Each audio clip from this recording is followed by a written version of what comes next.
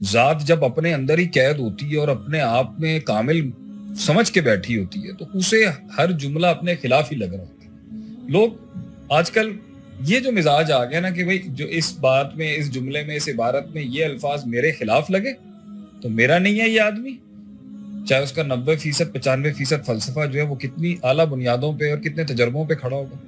اور اگر ایک بات کی موافقت ہو گئی تو دل دے بیٹھے اس کو. ابھی پچھلے دنوں ایک کلپ بھی میرا چل رہا تھا، ہمارے تو محبتیں اور ہمارے عشق بھی ایسے ہی ہیں کہ 2 منٹ میں ہوتے ہیں اور 2 منٹ میں کافی اچھی چل رہی والی فلم. اللہ اس سے تعالیٰ پتہ چل رہا ہے معاشرے جو ہے نا کیا چاہیے ان کو. معاشرے کے اندر یہ بات آپ ضرور کریں کہ ہم جتنے بھی کنٹروورسیز ڈسکس کرنے کے پیچھے بنیاد کنٹروورسی کریٹ کرنا نہیں ہے، اصلاح ہے. جیسے ہم نے لاسٹ ٹائم بھی کہا تھا کہ صحابہ کی کنٹروورسیز کو ڈسکس کرنے کا مطلب کیا ہے؟ صحابہ کے بارے میں کنٹروورسی یا اپنی پیچیدگیوں کو ان کی کنٹروورسی سے سولو کرنا؟ صحیح ہدف بتائیں نا آپ اپنا. آپ صحابہ کی زندگی نہیں، ہمارا ہدف انشاءاللہ بالکل کنٹروورسی کریٹ کرنا نہیں ہے. حالانکہ کنٹروورسی کریٹ کرے کافی ہائپ مل سکتی ہے، ٹھیک ہے، ہم لیکن وہ طریقہ ہمارا نہیں ہے. اور یہ بھی بات آپ کلیئر رکھا کریں، ہم کسی پارٹی کی طرف سے نہیں بول رہے، ہم ساری پارٹیوں سے بول رہے ہیں. یہ بھی عجیب بات لگتی ہے ویسے. ہم سبھی ہمارے ہیں، ظاہر سی بات ہے. آپ یہ سمجھیں کہ ہم جب آپ اصلاح کی بات کرتے ہیں تو آپ کے اندر بہت وسعت ہونی چاہیے. بالکل. آپ صلی اللہ علیہ وسلم نے ایک بہت بڑے معاشرے کی جو اصلاح کی ہے نا، اس کے لیے انہوں نے ایک کردار جو ہے نا وہ بہت سٹرونگ تھا. دلیل چاہے جتنی بھی سخت تھی لیکن کردار بہت سٹرونگ تھا، جس میں اس دلیل کو آپٹیمائز کر کے وہاں پہ سیٹل ہونے کے لیے جو دلیل کی سختی اور دلیل کی جو پاور تھی اس کو مینیفیسٹ کرانے میں میرے خیال سے رسول اللہ کا کردار بہت میٹر کرتا تھا.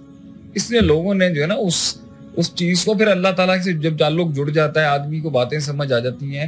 اللہ کے بارے میں بھی جب 90 دروازوں کو وہ ایکسپیرینس کر لیتا ہے تو 5 جگہوں پہ بندہ مان وسعت آئی جاتی ہے کہ نہیں یار، اگر یہاں پر اللہ نے میرے ساتھ یہ کیا ہوگا تو میں 90 پہ رکھ کے دیکھوں تو برائی نہیں ہے، اچھا ہی ہوگا.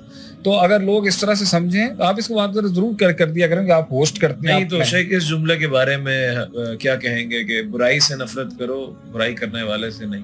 نہیں، برائی کا ایک لیول وہ ہوتا ہے جہاں برائی سے ہی نفرت کی جاتی ہے، مگر برائی کا ایک وہ لیول ہوتا ہے جب برائی فطرت بن جاتی ہے. صحیح. تو جب برائی فطرت بن جاتی ہے تو وہ جسم ہی ہوتی ہے. صحیح. وہ مانوی نہیں رہتی. پھر یہ فیصلہ کرنا بھی ایک عام آدمی کا کام نہیں ہے کہ برائی کب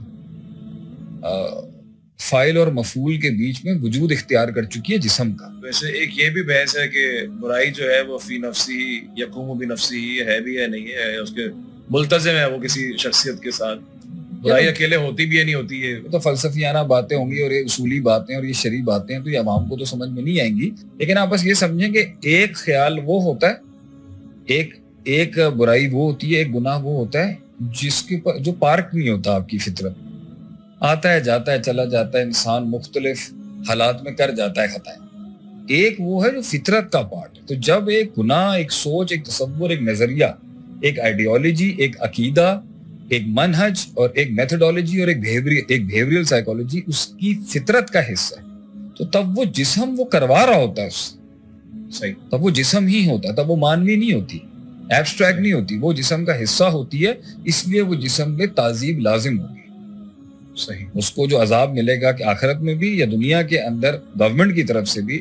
حالانکہ کچھ لوگ کہتے ہیں کہ قانون کے ساتھ شریعت کا کوئی تعلق نہیں ہے، بالکل فضول بات ہے، ایسی بات نہیں. جب انسانوں کو کمال تک پہنچانے کی بات آئے گی، انسانی معاشروں کو کمال تک پہنچانے کی بات آئے گی، انسانی اقدار کو کمال تک پہنچانے کی بات آئے گی، جب ہمارے شعار کو کمال تک پہنچانے کی بات آئے گی، اس اجتماعیت کو، اس انفرادیت کو، اس روحانیت کو اس کمال تک پہنچانے کی بات آئے گی تو قانون ضرور آئے گا، اس قواعد ضرور آئیں، قاعدے ضرور ہوں گے، حدود ضرور ہوں گے.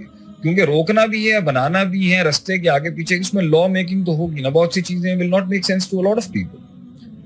جتنے مسائل ہیں معاشرے کے اندر، جتنی پرابلمز ہیں، چاہے کوئی بھی پرابلم جو ہے وہ زیادہ شہرت پذیر ہو جائے، مسئلہ لا لیسنس ہے، قانون کا نہ ہونا ہے، قانون کا ایکشن میں نہ ہونا ہے، یا پھر انسانوں کا اپنا نفسیاتی اور سائیکولوجیکل مسئلہ ہے تو اس کو آپٹ کرتے ہیں. انسان کی جو تخلیق ہے، the creation of man, there is a part of it جو بغیر قانون کے راہ راست لایا جا سکتا. صحیح. ایک ایج بریکٹ ایسا वो एज ब्रैकेट में कानून इस्तेमाल नहीं किया जाता, उस एज ब्रैकेट के अंदर उससे वो रिजल्ट्स और वो प्रोडक्टिविटी, वो इफेक्टिवनेस, वो एफिशिएंसी और वो सेंस प्रोड्यूस करने के लिए कानून की ये शक्ल नहीं होती, कानून की शक्ल कुछ और होती है, तरगीब होती है उसमें। मैं बताता हूँ उसको। मतलब अगर पहले 10 साल की उम्र के अंदर जो इस्तेमाल किए जाएंगे जो टूल्स हैं, उसको समझाने के लिए, उसमें बात उतारने के लिए, उसको बात चलाने के लिए, वो उसमें कानून साजी डिफरेंट है। फिर उसके कानून साजी हो या तरबियत के लिए बात एक ही, क्योंकि हमारा ऑब्जेक्टिव जो होता है वो उससे वो करवाना है जो उसकी वजह तखलीक के लिए सबसे ज्यादा बेहतर और आसान है। सही। फिर उसके अगले 10 सालों के अंदर उसके साथ जो पर्टिकुलर्स चलते हैं, बाउंड और लॉक करने वाले और पनिशमेंट वाले और रिलैक्स देने वाले और समझाने वाले और मोटिवेट करने वाले और स्पिरिचुअलाइज करने वाले, वो डिफरेंट है। फिर मिड 20s और मिड 30s के डिफरेंट होंगे। फिर बालिग होने के बाद, आकिल होने के बाद, तजर्बाकार होने के बाद मुख्तलिफ होंगे। तो ये जायजा लेना कि mental state of human mind, इंसान क्या दिमागी तवाजुन और रूहानी बैलेंस किस पोजीशन पे खड़ा हुआ है, जो हम उससे ये करवाना चाहते हैं, जो उसकी वजह तखलीक के लिए बनी है, जिसके लिए बना है, उस लम्हे में उस पोजीशन को सब्जेक्टिवली देख के जो है ना लॉ इम्प्लीमेंट किया जाएगा। और ये देखना पड़ता है कि यहाँ कितना काम बगैर किसी पावर, सुल्ता, पनिशमेंट के कराए बगैर सिर्फ स्पिरिचुअली एक्टिवेट करके उससे ये काम करवाया जा सकता है।